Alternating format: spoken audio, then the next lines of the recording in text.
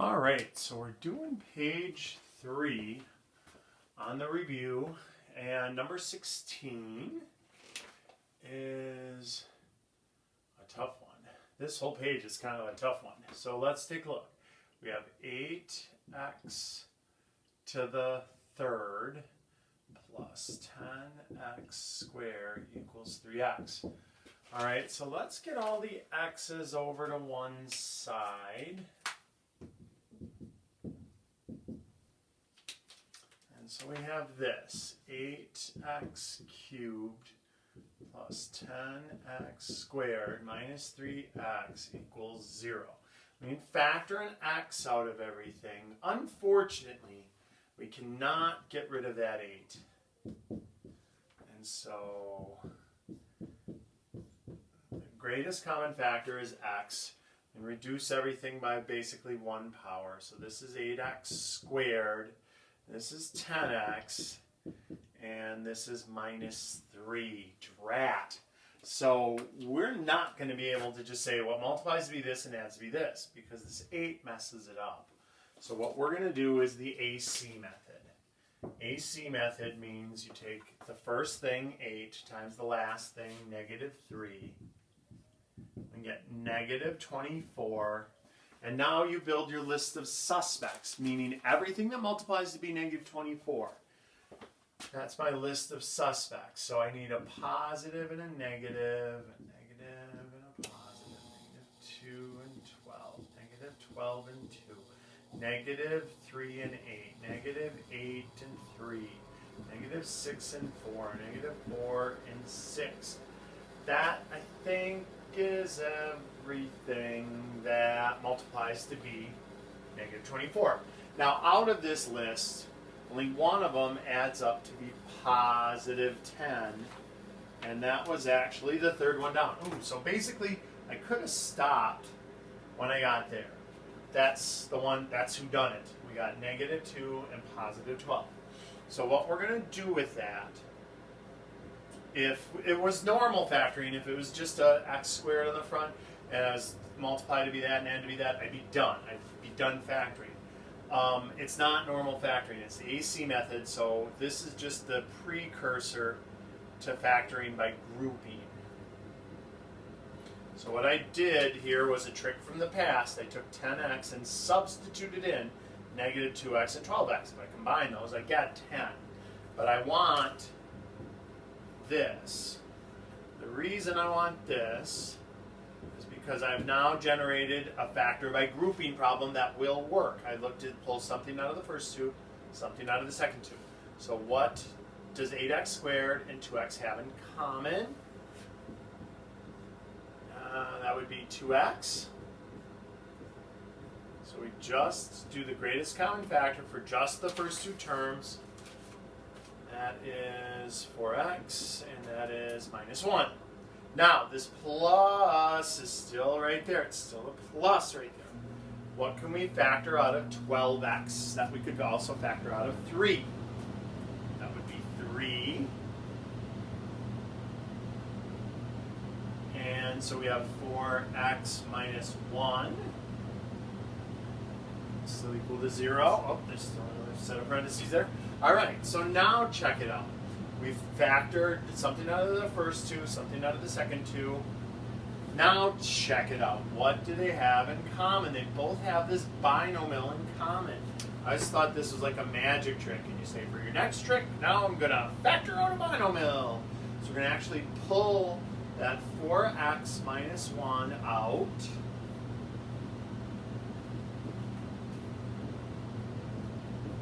And we're going to be left with what inside? Well, this is going to be 2x left here because those are going to cancel. This is going to be 3 left there because those are going to cancel, and the plus is still there. So just like how I pulled the 2x out of that and divided it, and I pulled the 3 out of that and divided it, I pulled the 4x minus 1 out front and divided it out and was left with basically the things left in front. So now, this is one heck of a problem. We got x times 4x minus 1 times 2x plus 3 that equals 0. all of these are going to be equal to 0. So we say x is equal to 0. That's one answer. For x minus 1 equals 0, we add 1 and divide by 4. So x is equal to 1/4 is the second answer. And 2x plus 3 equals 0. That's minus 3. 2x is equal to negative 3. Divide by 2. Holy smokes. X is equal to negative 3/2.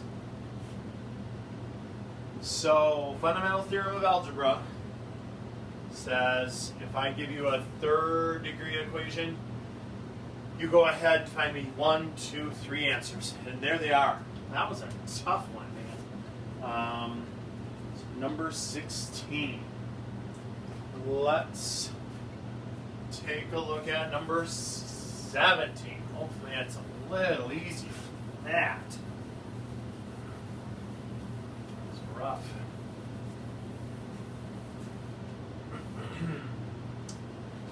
Oh, number 17 is a lot easier. They want the domain. The domain. So when we're worried about the domain, we're worried about what x can be. The rational function. Okay, so I don't care about the top. I know the top is factorable. I can pull a 9 out and then make it x squared minus 1 and factor it. I'm not doing any of that. I'm only worried about zeros on the bottom. So I'm just going to focus on the bottom. This just cannot be 0, no matter what. So I'm going to factor it. Multiplies to be 3, adds to be 1. Not a lot of suspects there. Positive 3. Multiplies to be a positive, adds to be a positive, positive, positive. That's the only suspect. It does add up to 4. And unlike the other ones where it was equal to 0, this cannot equal 0. So we have x plus 1 cannot equal 0, and x plus 3 cannot equal 0, which means the two restrictions are negative 1, x cannot equal negative 1, and x cannot equal negative 3. And that's fine. You can say that. If you want to write all real numbers except negative 1 and negative 3, if you'd rather write out sentences, that's fine. But you could just tell me x does not equal negative 1, x cannot equal negative 3. Don't leave them equals to. That's like saying, hey, Mom, just don't invite Fred and Kathy to my party, and then you show up at your party, and the only ones there are Fred and Kathy. Domain is what x can be. X cannot be negative 1 and x cannot be negative 3. So if you say x equals negative 1 and x equals negative 3, you're telling me the only two things it can be are the two things it can't be. It's sort of the most incorrect answer you could say. All right, let's take a look at 18. 18 is factor and cancel, basically. It says reduce to lowest terms.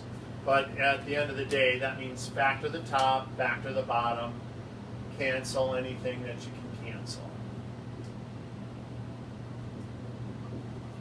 So on the top, we can factor out a 4.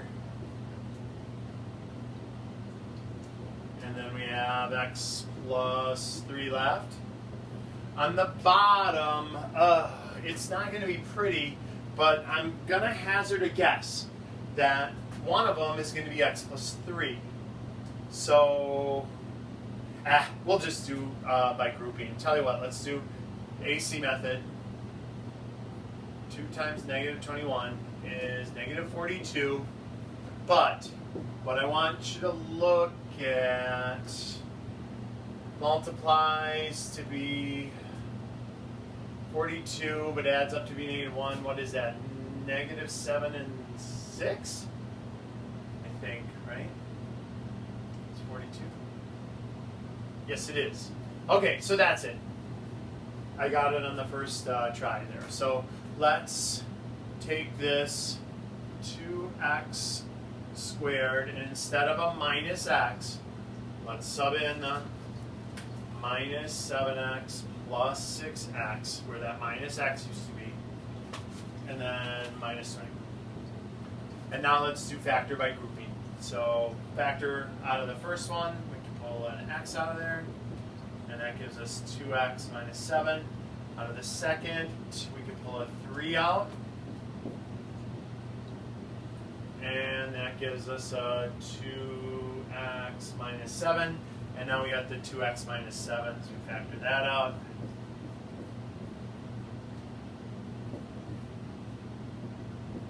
And let's cancel x plus 3. Right? So on the bottom we have 2x minus 7 times x plus 3. And what gets to cancel off of that are the x plus 3's. So here's my final answer, 4 over 2x minus 7. Now, you can have the parentheses on there or not have the parentheses on there, that's fine. What you cannot do is reduce the 4 and the 2 because there's a minus in between those two terms. You can only reduce things that are being multiplied, not things that are being added or subtracted. All right. That was 18. 19. Looks like this. We got 5x squared minus 15x over x squared minus x minus 20 times x minus 5 over 2x squared plus 3x minus 27.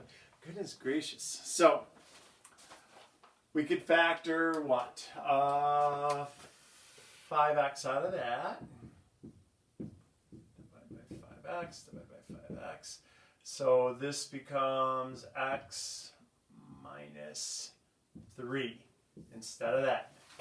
The bottom multiplies to be negative 20, but adds up to be negative 20 and 1, negative 2 and 10, negative 10 and 2, negative 5 and 4, 4 and 5. That's got to be this one, negative 5 and 4.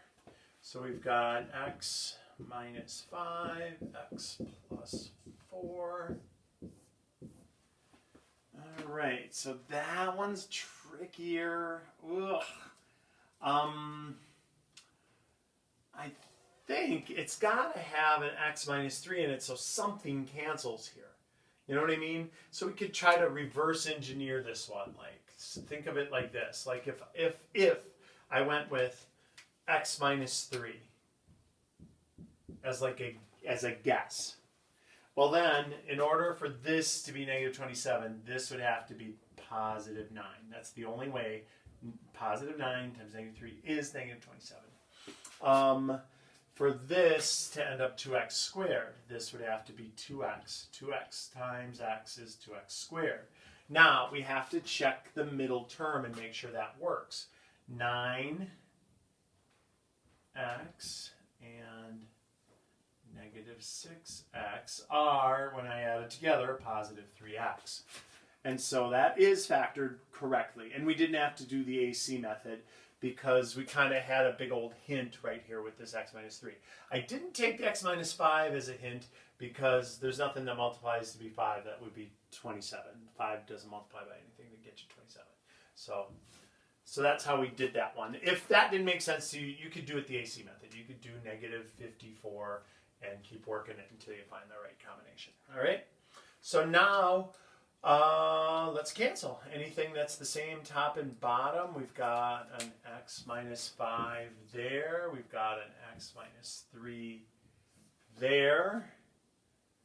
And I think that is all she wrote. So on the top, 5x. Be very careful. I normally write it out one more time and then cancel, but I'm trying to save time. So be careful when you're trying to save time. X plus 4 and 2x plus 9. There we go. Done. So 5x, the only one that lived on top, and x plus 4, 2x plus 9 is what ends up on the bottom. All right. 20. Same dog, different fleas. We've got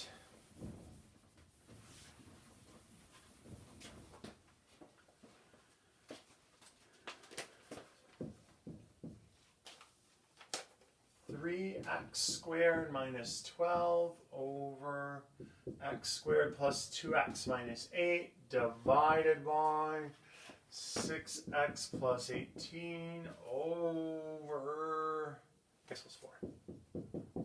Okay.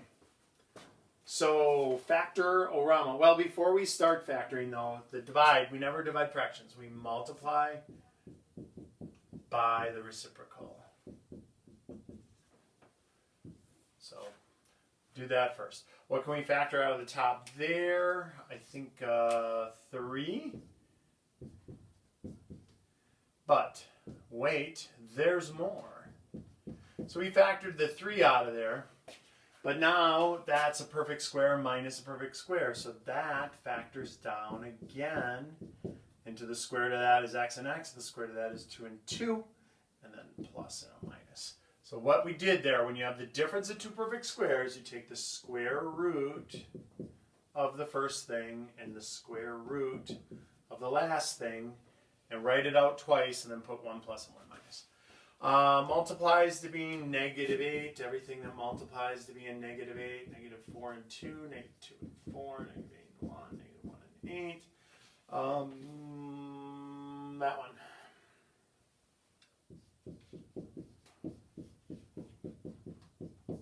And then on that, we could factor out 2. So we have 3x plus 4. So let's cancel what we can cancel. So x plus... Oh, wait. I didn't write that down right. I was like, geez, that's a weird thing to have. Make sure you write down the problem correctly. That's an 18, which means I could pull a 6 out. And that's going to be x plus 3. That makes a little more sense. So the 3 and the 6 then do something, where before 2 wouldn't do anything. Okay, so now let's cancel orama. We've got that is gone, that is gone, and this 3 goes into the 6 twice. So on the top, we're left with just x plus 2. And on the bottom, we're left with 2 times x plus 3. And that's our answer. That's it. Factor and cancel. And the last one on page 3 looks like this. I know I went over the 10-minute mark. All right. This was a rough page. We've got 5 over x minus 7 minus 2x over 3x minus 21 plus x over 2x minus 14. Ooh, what a problem. So look, it's an expression, so we have to find a common denominator.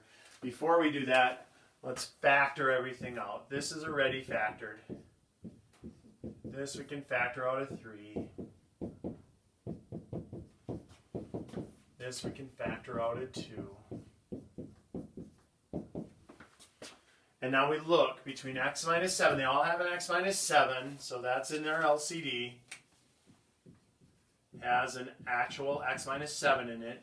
But then also there's a 3 and a 2. So the smallest thing that those both go into is 6. So this is what I want. I'm going to go on a vision quest here. I want 6 times x minus 7. I want 6 times x minus 7. I want 6 times x minus 7. So here I look and say, okay, what's missing? I'll try the green marker. Thank you, C3PO. So what's missing here is a 6. And that's 30. Let me see if you can see that on the camera. Oh, you can barely see that. I'm going to do it in black. So 6 is 30. All right. This one, to get from there to there. I have the x minus 7 already, but it's a 3, and that's a 6, so I need to multiply by 2. That's now 4x. And that, it's a 2, and that's supposed to be a 6, so I'm going to multiply by 3. going to be 3x. And now the bottom stays, but the top, I can do 30 minus 4x plus 3x, and then I can combine those two together to get 30 minus x over 6 times x minus 7. You can just leave it in factored form. That's fine. You don't have to write 6x minus 42 unless you really want to. You cannot cancel the 6 into the 30. That's being added and subtracted. So this is like in its own little binomial. That doesn't get to cancel. All right? And that's page 3. We'll finish up with page 4.